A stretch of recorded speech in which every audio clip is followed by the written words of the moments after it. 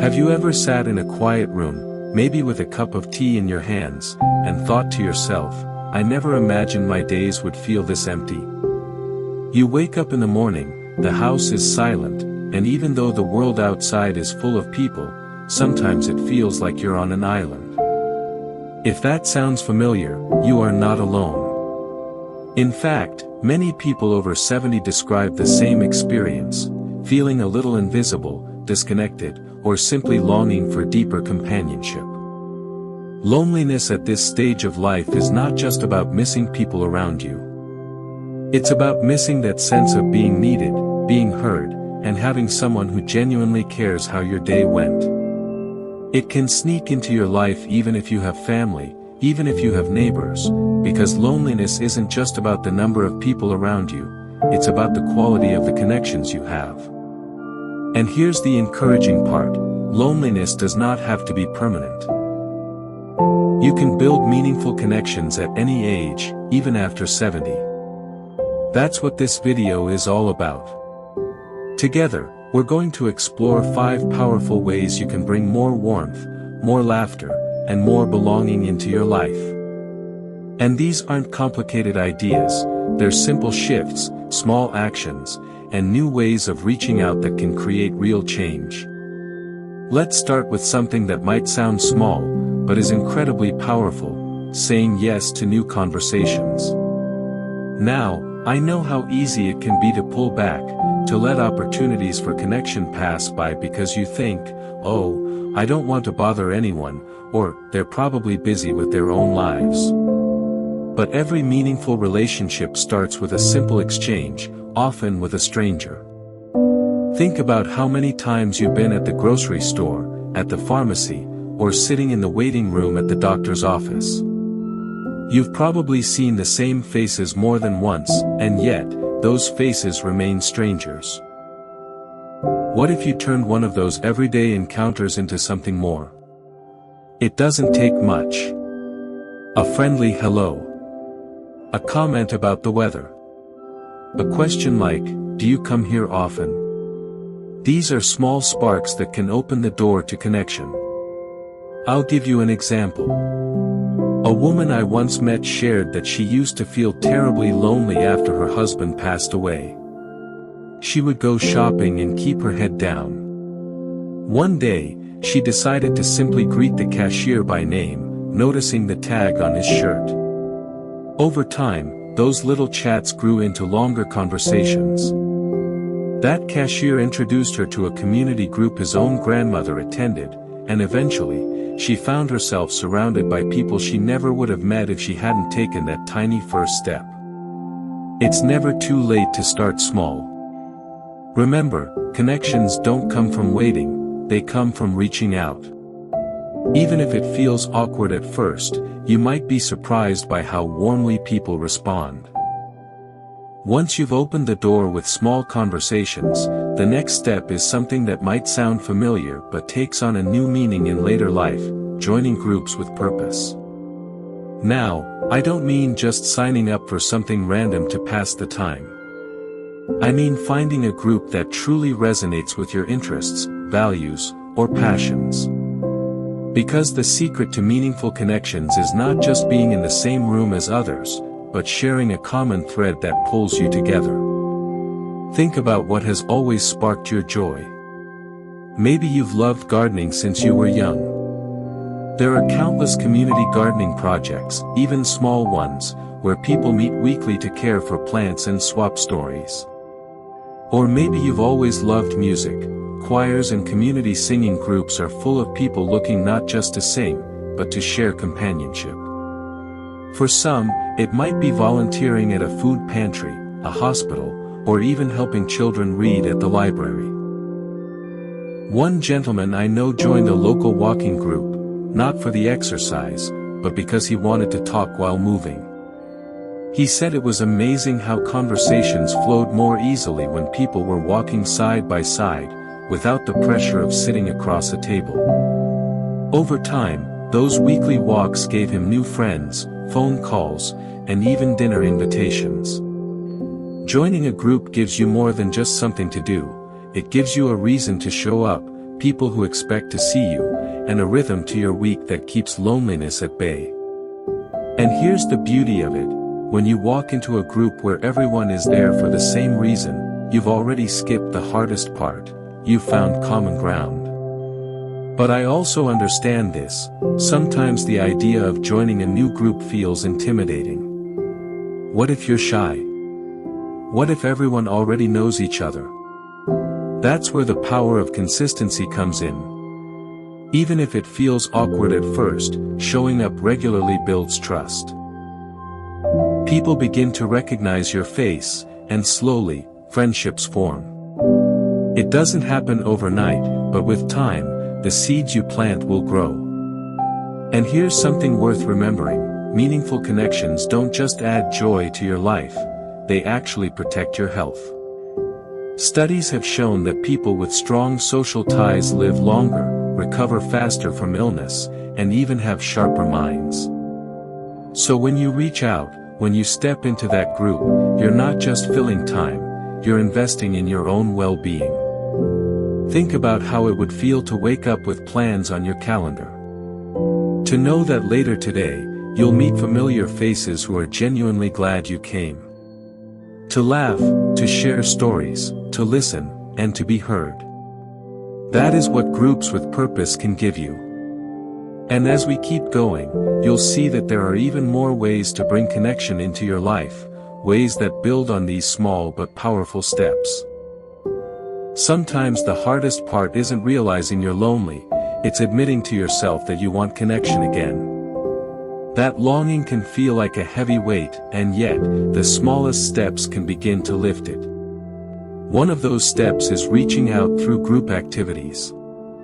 You might think group activities sound intimidating, especially if you've spent a lot of time on your own, but the truth is, these are some of the easiest and most welcoming ways to meet others. Imagine a community center where people gather not just to pass time, but to share laughter over a game of cards, to learn something new together, or even to walk in pairs or groups through a nearby park. You don't have to be the most outgoing person in the room, simply showing up is enough. You'll find that once you take that first seat at the table or that first stroll with others, conversation begins naturally. And those small exchanges, even something as simple as, "How are you today?" can plant the seeds of a new friendship.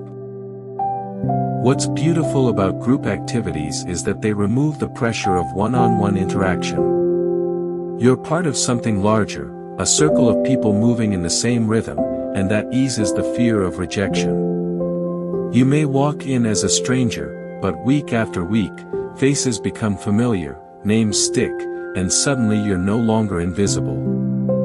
I've met seniors who started by reluctantly attending a weekly bingo night, and within a few months, they had a group of friends who checked in on them, shared meals together, and even celebrated birthdays. It wasn't the game that mattered, it was the togetherness. Another meaningful way to build connections after 70 is by exploring intergenerational relationships. There's something magical that happens when wisdom and experience meet the curiosity and energy of younger people. It might be your grandchildren, neighbors, or even young volunteers who love hearing stories from a different time.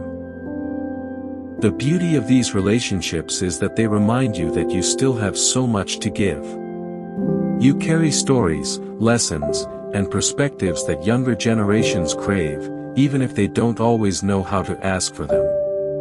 A simple story about how things were back in your day can spark hours of conversation, laughter, and even admiration. Sometimes, intergenerational connections can be found in unexpected places: libraries hosting story times where seniors read to children, schools that invite older adults to share skills like knitting or woodworking, or mentorship programs where your life experience can inspire someone just starting their journey. Think about how powerful it is to know that your words or your presence could shape someone's future. And in return, you gain not only their companionship but also a sense of vitality that comes from being around youth. They remind you to laugh a little louder, to move a little more, and to see the world with fresh eyes. Of course, it's not always easy to step into new circles, especially if you've been used to your own routines for years. But loneliness grows in silence, and the cure begins the moment you decide to take that brave first step. Think of it this way: if you had the courage to face the challenges of life for 70 years, you certainly have the strength to introduce yourself to someone new or to sit beside a stranger at a community event. That simple act of openness is often all it takes to open the door to connection. There's another powerful way to nurture meaningful bonds, and it may surprise you: reconnecting with nature as a shared experience. Walking in a park, tending a garden, or even sitting on a bench watching birds doesn't have to be done alone. Invite a neighbor, a family member, or even someone you've just met to join you. Nature has a way of sparking conversation without effort.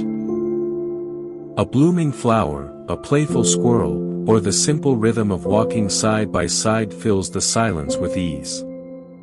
I've seen friendships grow from something as small as two people meeting at the same time every morning to feed the birds. Before long, they weren't just feeding the birds, they were feeding each other's need for companionship. The truth is, meaningful connection isn't always about dramatic gestures or grand friendships.